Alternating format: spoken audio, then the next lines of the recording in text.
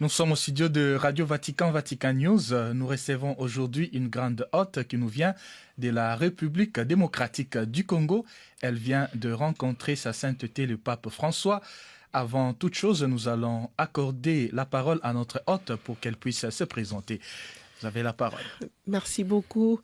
Je me nomme Fifi Masuka Saini, Marie-Thérèse. C'est mon nom de baptême. Et je suis la gouverneure de la province du Lualaba, dans le sud de la RDC, avec comme chef-lieu la ville de Kolwezi, et on l'appelle aussi la capitale mondiale du cobalt. Voilà, vous êtes Madame Fifi Masuka, comme vous venez de le dire, gouverneur de la province du Lualaba, mais vous vous trouvez actuellement à Rome. Vous avez été reçu en audience par le pape François. Tout d'abord, quelles sont vos impressions après avoir rencontré le Saint-Père ? Pour une chrétienne que je suis, d'abord, je dirais c'est une grâce que mes pieds puissent fouler la terre sainte pour nous les catholiques. Une grâce qui me permet en ce moment de dire un grand merci à sa sainteté le pape qui a permis en peu de temps d'accepter de me recevoir en tant que chrétienne, en tant que cette fille qui a grandi dans la pauvreté, mais que Dieu a relevée. C'est une grâce pour toute ma famille, une grâce pour la province du Lualaba en particulier, et une grâce pour la République démocratique du Congo. Encore une fois, au nom de toute la population, j'ai dit merci pour ces temps qu'il a pu consacrer pour nous. Merci, vous êtes notamment réputée comme une laïque engagée dans l'Église et même dans la société, avec une grande dévotion à la Vierge Marie. Votre foi vous a conduit à construire notamment des grottes mariales. Vous avez participé à la réhabilitation de plusieurs églises également et de plusieurs autres structures de l'Église. Qu'est-ce qui motive autant votre foi à faire toutes ces actions ? C'est ma manière à moi de pouvoir dire merci. Merci à mon Dieu, le Dieu qui m'a sorti vraiment de la poussière pour faire de moi cette femme que je suis aujourd'hui. C'est ma façon pour moi de pouvoir aussi montrer à ceux qui ne croient pas, de croire que Dieu peut faire, que quand on a la foi, on peut même déplacer les montagnes. C'est la Bible qui dit, même avec une petite foi, vous pouvez faire beaucoup. Donc la raison pour moi est de montrer aux yeux du monde que l'Éternel Dieu, la Sainte Vierge Marie, que je suivais depuis toute petite, a fait de miracles dans ma vie. Comment dire merci? Ce n'est qu'avec le peu de moyens que j'ai pu avoir, c'est de construire de grottes, c'est réhabiliter les églises. Pourquoi pas en construire là où il n'y en avait pas, pour que ceux qui ne les connaissent pas puissent les connaître, ceux qui ne l'aiment pas puissent aimer Dieu de plus que moi. Voilà la raison de toutes ces réalisations. Et vous êtes également réputé pour vos actions à caractère caritatif, philanthropique et humanitaire. Ceux qui vous connaissent soulignent votre sensibilité envers les pauvres, les vulnérables, la promotion de la femme et l'éducation de la jeune fille. Et à ce sujet, quelle est votre motivation de fond ? Tout d'abord, en tant que femme, je ne peux qu'être un exemple pour les autres jeunes filles, pour les petites filles, pour même toutes les femmes. Pourquoi pas? Aujourd'hui, je crois que la foi catholique, ma foi chrétienne, me pousse à faire mieux, à aller vers ceux qui n'en ont pas, parce que je viens de ceux qui n'en ont pas, à pouvoir aider ceux qui sont dans le besoin. C'est ça, même la doctrine de la foi catholique, c'est de venir en aide à ceux qui n'en ont pas. Il est possible d'aider même avec le peu qu'on a. Mais dans mon cas aujourd'hui, l'Éternel a fait de moi cette gouverneure. J'ai la possibilité de pouvoir créer, de pouvoir construire, de pouvoir aider. Donc, je ne peux que faire ce que Dieu a fait pour moi. Je suis très sensible à ceux qui sont dans la vulnérabilité. Ces gens-là n'ont personne. Si chacun de nous peut faire quelque chose, je crois que nous pouvons changer le monde. Je crois que nous pouvons donner du sourire à ceux qui n'en ont pas. Les jeunes filles, dans les cas de ma province, là-bas, il y en a beaucoup qui sont dans les mines. Nous faisons ce que nous pouvons en tant qu'autorité pour les sortir dans les mines, mais beaucoup plus, je l'ai fait avec l'aide de certaines religieuses, de certaines fondations qui me permettent de pouvoir construire des orphelinats, construire les hospices de vieillards, construire les écoles afin que toutes ces jeunes filles puissent avoir une très bonne éducation et pourquoi pas demain, elles peuvent me remplacer.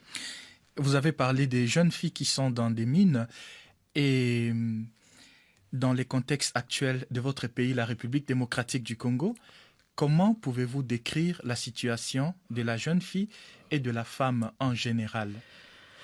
Il n'y a pas que les mines aujourd'hui, là où se trouvent les jeunes filles en République démocratique du Congo. Nous sommes sans ignorer que la République démocratique du Congo est attaquée. Notre pays est en guerre et nous connaissons qui aujourd'hui est derrière tous ceux qui sont en train de vouloir déstabiliser la République démocratique du Congo. Il y a des rebelles, il y a des pays que nous connaissons, nous tous.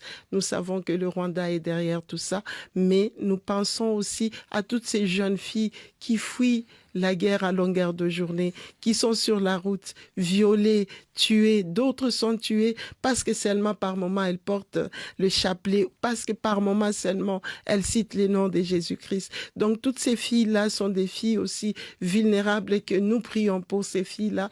Nous allons aussi par moment vers ces enfants, ces jeunes filles qui sont en proie à la guerre. Mais aussi, il y a beaucoup de jeunes filles qui sont aussi violées dans les mines, non seulement les mines de Lualaba, mais les mines de partout dans le monde, mais spécialement en RDC. Raison pour laquelle nous nous mettons avec certaines ONG, avec certaines autorités pour pouvoir tant soit peu, retirer les enfants, retirer les jeunes filles dans les mines, leur donner les possibilités ou les opportunités de pouvoir changer de vie, pas seulement aller à l'université, mais par des formations qui leur donnent aussi le sens à la vie. Donc nous sommes derrière toutes ces filles et nous n'allons pas arrêter. Oui, vous n'allez pas arrêter et concernant surtout l'éducation, la promotion, qu'est-ce que le pays doit faire pour améliorer la situation de la jeune fille dans le Lualaba, mais aussi dans l'Est où il y a la guerre, mais également dans l'Ouest et dans le Nord, partout où, en tout cas, la situation de la jeune fille, de la femme est à déplorer? Nous encourageons tout d'abord tous ces projets qui sont en train de se faire tant soit peu. Nous pensons à ce grand projet de 145 territoires, les développements par la base. Nous avons vu quelques écoles qui ont été construites dans des conditions très difficiles à cause de nos routes qui sont dans des lieux beaucoup plus reculés. Mais nous saluons aussi aujourd'hui parce que hier, nous avons commencé ces grands projets de développement à la base de 145 territoires. Il y a eu des erreurs et ces erreurs sont en train d'être corrigées. Le gouvernement a commencer par aujourd'hui à réhabiliter les routes pour pouvoir aller vers les centres les plus reculés, nos villages, pour construire les écoles. Non seulement au niveau de tout le gouvernement, mais nous avons aussi les gouvernements provinciaux, notre gouvernement provincial dans le Lualaba, construit aujourd'hui les écoles dans les fins fonds de Lualaba. Des grandes écoles, des petites écoles, les centres de santé, parce qu'on ne peut pas aussi aller à l'école si on est dans des conditions sanitaires qui ne sont pas bonnes. Donc, à nous, le gouvernement provincial du Lualaba, nous sommes dans les développements. Je crois qu'aujourd'hui, le grand village qui était hier la province du Lualaba, les territoires, avec l'avènement de 26 provinces. Aujourd'hui, nous avons une province qui est en plein développement, il y a des sous-sols très bien garnis par la bénédiction divine, mais que la population a été pauvre. Mais comme nous le disons, il faut commencer quelque part et nous avons commencé les développements de la province du Lualaba qui, demain, changera la vie de toute la population. C'est ça, les débuts des développements. Quels sont les points marquants qui qui concerne ce développement de la province du Lualaba, que vous avez commencé, les structures que vous avez déjà mises en place, ce que vous avez déjà construit. Pouvez-vous nous donner quelques exemples? Nous avons commencé par les routes, parce que sans route, il n'y a pas le développement. Nous pensons qu'aujourd'hui, nous sommes allés à au-delà de 150 kilomètres en asphaltage. Nous sommes au-delà de plus de 3000 kilomètres en terre battue. Ce sont des exemples. Nous sommes en train de relier nos 5 territoires par des routes ou autoroutes. Aujourd'hui, nous parlons par exemple de le corridor de Lobito, qui doit prendre les rails par l'international. Mais nous, en province, nous sommes en train de prendre le Lobito par la route qui relie pratiquement 4 territoires. La province du Lualaba est subdivisée en 5 territoires, mais pour aller vers le Lobito, vous passez par 4 territoires. Et la route est un grand chantier. Quand vous arrivez au Lualaba, les chantiers se sont ouverts partout. L'aéroport international de Lualaba qui sera inauguré d'ici le mois de juin, qui aujourd'hui, si vous voulez venir demain, quand vous viendrez au Lualaba, vous n'avez pas à passer par Lubumbashi ou par Kinshasa. Il y aura des vols internationaux directs qui vont descendre sur la ville de Kolwezi. L'aérogare est totalement terminée. Nous sommes en train de réhabiliter la piste, la tour de contrôle, construire par réhabiliter, tour de contrôle, caserne de pompiers. En ce qui concerne les bâtiments, le gouvernorat est totalement construit. Le deuxième gouvernorat, l'Assemblée provinciale, nous citons la direction des recettes. Nous avons pratiquement beaucoup de bureaux de l'administration qui sont en train d'être construits et même d'autres sont terminés.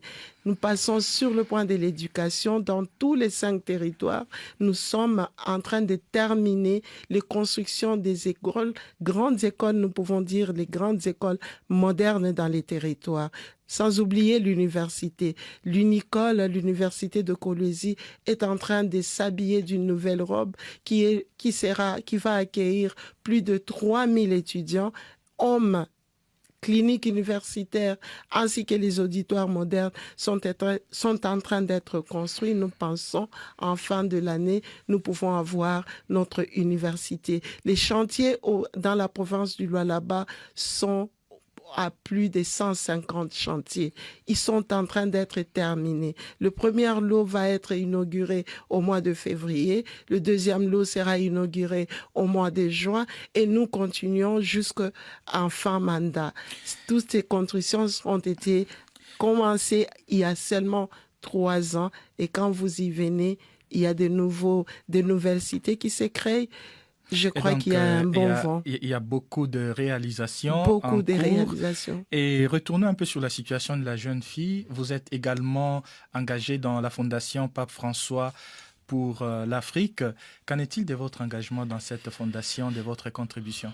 En tout cas, ma contribution, à chaque fois le besoin se présente, nous ne manquerons pas parce que cette fondation touche beaucoup plus ceux qui sont vulnérables. Et comme vous l'avez dit, c'est un point chez moi qui est beaucoup plus important qu'en ce qui concerne ceux qui sont vulnérables. Donc, la province du Lualaba, moi personnellement, en tant que chrétienne, je soutiens totalement la fondation Pape François qui a ses bureaux au niveau de Kinshasa et dont j'ai demandé à Saint-Pape si on pouvait ouvrir le bureau, une extension au niveau de Lualaba parce que là-bas aussi, nous avons besoin de construire, nous avons besoin d'aider la fondation qui peut aller vers le plus vulnérable pour l'éducation de la jeune fille. Donc nous sommes très proches avec la fondation et nous croyons en la fondation, dans toutes les œuvres qu'ils sont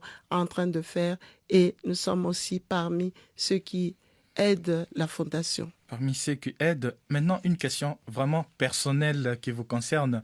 Vous êtes une femme de grande foi et en même temps vous êtes une actrice politique. Je voudrais demander comment est-ce que vous conciliez votre foi et la politique que vous menez?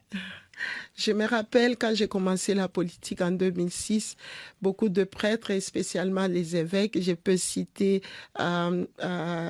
notre archevêque Fulgence Mouteba était parmi les prêtres à l'époque qui m'accompagnaient dans la foi chrétienne, qui m'a montré aussi que j'avais la dévotion mariale. Mais je me rappelle le conseil qu'il m'avait dit, tu peux aller à l'assemblée, tu vas amener la Vierge Marie à l'assemblée. Et je me rappelle, on m'appelait Moana Maria à l'Assemblée nationale, la fille de Marie à l'Assemblée nationale. C'est très, très facile. Je pense que nous ne devons pas laisser la politique, nous les chrétiens, nous restons à part.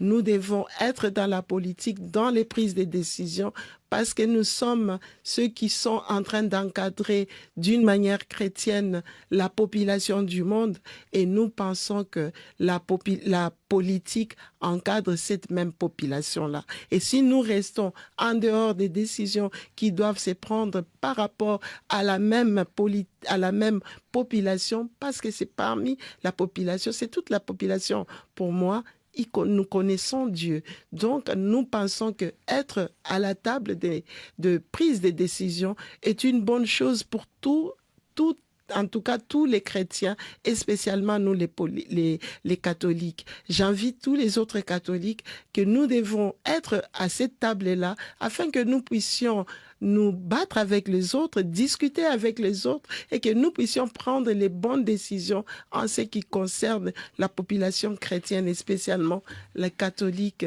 que nous sommes. Et la politique, entendue bien sûr comme un service qu'on rend à la société. Bien sûr. Et en tout cas, nous sommes à la fin de notre interview. Il ne me reste plus qu'à vous demander votre mot de la fin. Avez-vous quelque chose à ajouter, un appel à lancer?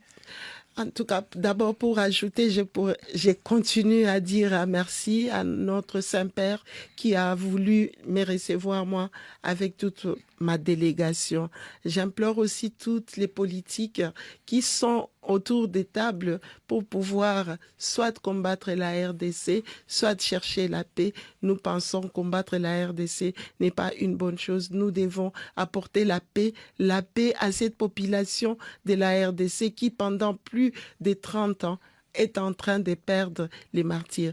Aujourd'hui, nous sommes en train de célébrer la journée des martyrs en RDC, mais les martyrs continuent jusqu'à cet instant où je vous parle. Il y a ceux qui sont en train de mourir. Donc, nous appelons à la paix en RDC. Pour toutes les personnes de bonne foi, ceux qui peuvent prier pour la RDC, je leur demande de prier en union de prière pour cette paix-là. Et je demande à certaines personnes, toutes les personnes de bonne foi, qui peuvent aussi intervenir dans des fondations telles que la fondation de Pape François, de pouvoir intervenir afin que nous puissions toucher les plus vulnérables, de nous accompagner par le conseil, par les prières afin que nous puissions réellement construire la RDC. Tout est possible, même quand on commence par les très bas. Merci. Merci à vous, Madame. Et bonne année. Fifi Masuka, bonne année à vous, bonne année à la RDC qui aujourd'hui célèbre évidemment la journée des martyrs de l'indépendance. C'était le 4 janvier 1959. En tout cas, nous souhaitons toute la paix à ce pays continent de l'Afrique centrale et aussi un grand développement. Et à vous, une très bonne année et un grand succès dans vos initiatives. Merci pour l'invitation. Merci beaucoup.